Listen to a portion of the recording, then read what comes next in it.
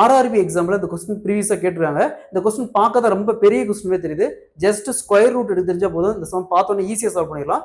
அதாவது ஒருவர் தன்னோட தோட்டத்தில் மாமரம் நடுறாரு. மொத்தம் 21,025 மாமரம்ன்றாரு.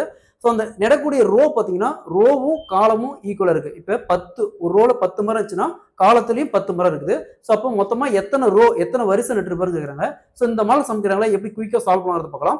ஒருவர் தன்னுடைய தோட்டத்தில் மொத்தமாக 21,025 மாமரம் நடுறாரு.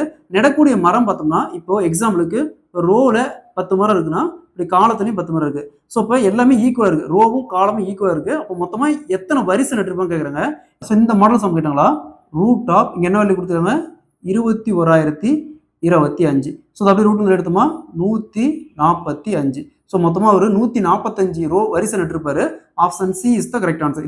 இதே மாதிரி இந்த சம் பாருங்க, ஒருவர் தன்னுடைய தோட்டத்தில் 42,025 மாமரம் நடுறாரு. ஸோ நடக்கூடிய மரங்கள் பார்த்தோம்னா ரோ வரிசையாகவும் சரி காலம் வரிசையாகவும் ஈக்குவலாக இருக்குது. ஸோ அப்போ மொத்தமாக எத்தனை வரிசை நட்டுப்பாங்க கேட்குறாங்க. இதே மாதிரி தான் இந்த சம்ம சால்வ் பண்ணிக்கிற ஆன்சரை கமெண்ட்ல போடுங்க.